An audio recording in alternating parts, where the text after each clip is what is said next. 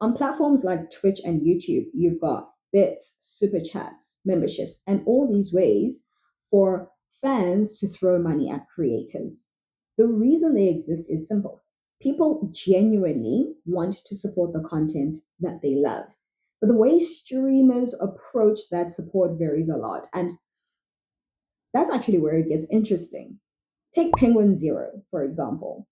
In his video, I'm turning it off, he goes through this deliberate process of cutting almost every channel for fans to give him money. It's not a casual or impulsive move that he's making just for show. He's making it clear that he does not need or want that income from his viewers anymore. Asmongold has done similar things in the past, though he hasn't quite explained his reasoning with the same transparency. And then you've got Mr. Beast, who actively asks for donations for challenges or charity, sometimes framing it in a way that makes viewers feel like they're not even contributing enough. Those are three very different approaches. And what they highlight is how the culture of donations has evolved. In today's creator economy, fans aren't just passive viewers sitting behind a screen anymore. They're actively participating in the financial systems that sustain their favorite creators. And that participation can quickly start to feel obligatory, even when it shouldn't. The tension comes from the parasocial dynamics that form around these systems. When people feel like donating is part of belonging, it can create pressure, sometimes extreme pressure, where viewers spend money they don't even have just to maintain a sense of inclusion. What Penguin Z is doing flips this on its head. He's basically saying, enjoy the content, keep your money, spend it where it matters to you. It's essentially a practical statement about monetization.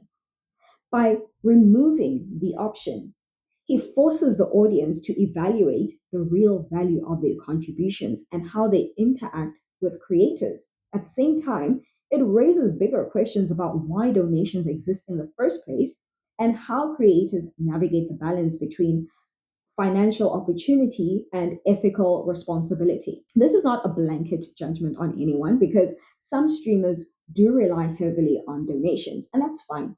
But Penguin Z's move is a rare, transparent acknowledgement of both the power and potential harm behind this system. What makes this whole thing with Penguin Zero so interesting is that he didn't just say, I don't want your donations. He showed you why. In his breakdown, he actually goes through what he earns from Twitch and YouTube, and the numbers make it obvious that donations are barely a blip compared to everything else that he makes. The bulk of his income comes from ad revenue, sponsorships, merch, and his other business ventures. The man is not scraping by. So when he says he doesn't need people to donate, he isn't trying to make some dramatic moral statement of earning or trying to earn points for humility. He's being straightforward about his financial reality. He's reached a point where viewer donations don't change his lifestyle or his ability to keep creating content. That's why he raised the minimum price for subscriptions and completely turned off super chats. It's not an anti fan move, it's him saying, you don't owe me your money.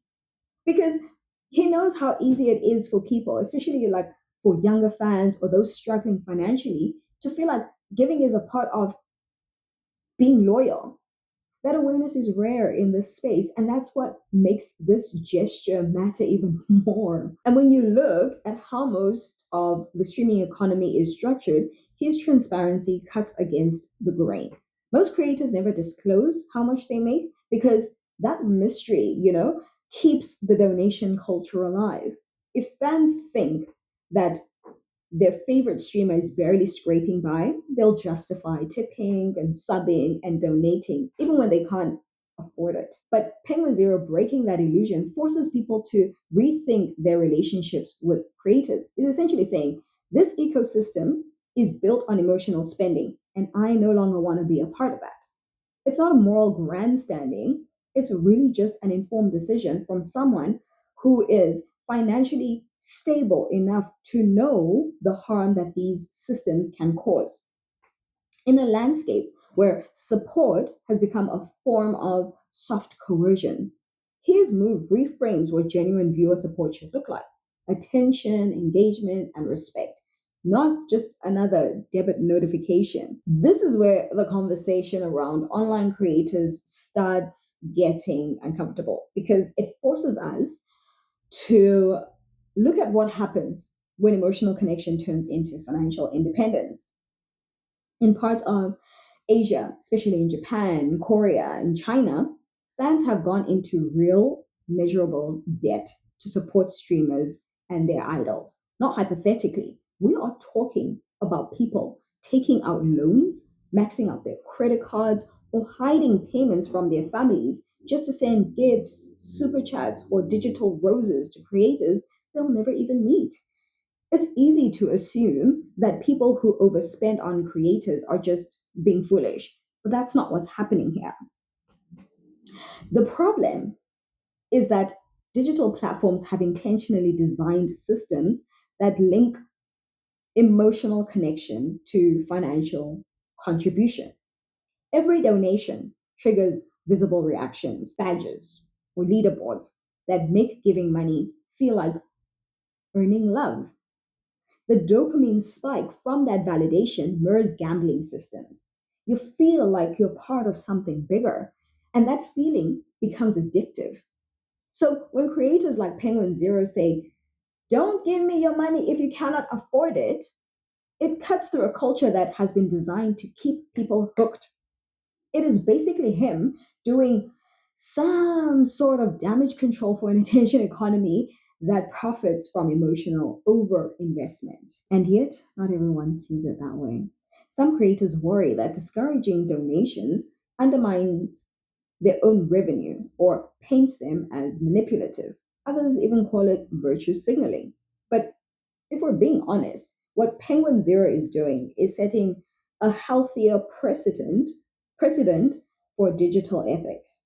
When he challenges the culture of monetizing audiences, he's not rejecting capitalism and he's not even attacking creators who earn a living online. He's raising a deeper ethical question here.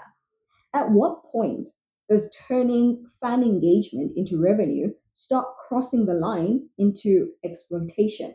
He's practicing a more responsible version of capitalism, one that recognizes the power imbalance between creators and their audiences, and he's not trying to take advantage of it. There's a difference between building a sustainable community and creating financial codependency. The more creators start treating their audiences as people, not markets, the better chance we have at repairing a digital culture that currently thrives on guilt and scarcity.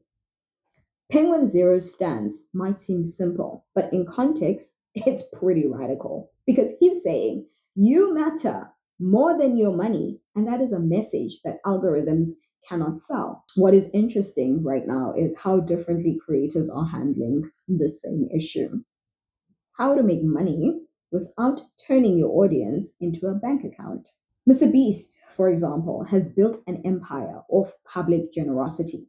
He runs massive campaigns where donations from viewers are framed as a way to be part of something bigger. But there is a subtle psychological pressure in that framing.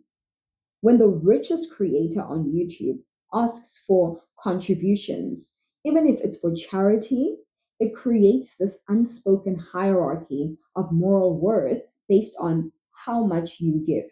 It's not necessarily malicious, but it does blur the line between inspiration and guilt. Asmund Gold, on the other hand, went the opposite route years ago when he disabled donations altogether. But he didn't really unpack it publicly, so while the gesture was solid, it lacked context. Then Penguin Zero came in and did something rare. He connected his transparency with ethics. He didn't just say, "I don't need your money." He showed his audience what he earns, why that is enough for him, and encouraged them to take care of themselves first. When he makes choices like limiting financial contributions or being transparent about his earnings, he's not doing it to appear humble or morally superior. What he's practicing is something much simpler: a kind of practical decency, if you will. He's using logic and self awareness to make decisions that prioritize the well being of his audience, not just the growth of his bank account. What Penguin Z is doing highlights a deeper shift in the culture of content creation. We've hit a point where creators are forced to choose between easy money and ethical responsibility. Mr. Beast has normalized the spectacle of giving, but Penguin Zero is normalizing restraint. That's a huge difference. The first model rewards emotional participation, the second one rewards awareness. And it raises a real question about where the line should actually be drawn. When fans give money out of excitement, that's community. When they give out of guilt or obligation, that's manipulation, intentional or not. What is refreshing about Penguin Zero's approach is that it rejects the entire system altogether. He is still successful, he is still monetized, but not at the expense of his viewers' financial well being.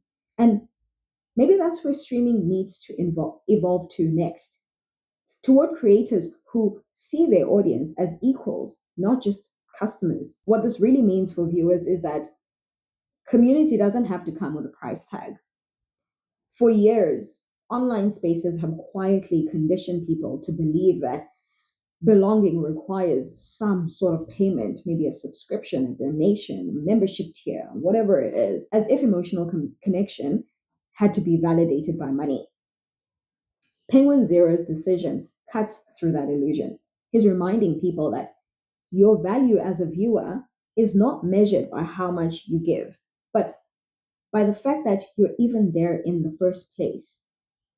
By telling fans to take care of themselves first and support causes that genuinely matter to them, he's challenging a system that profits from guilt and obligation.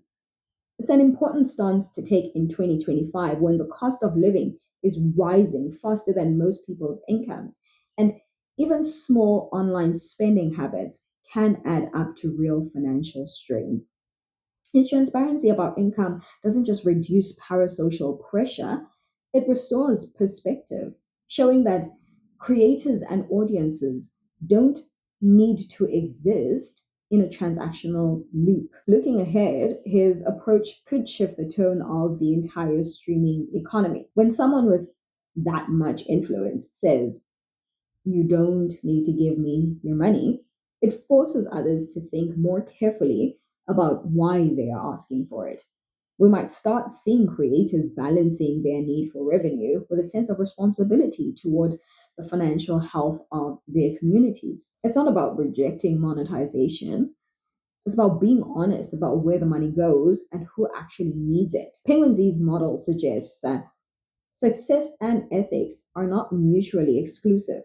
A creator can earn well, stay transparent, and still make sure that their audience is not paying the emotional or financial cost of their career. In a time where economic pressure defines so much of everyday life, that's not just refreshing, it's a glimpse at what a more sustainable creator viewer relationship could look like.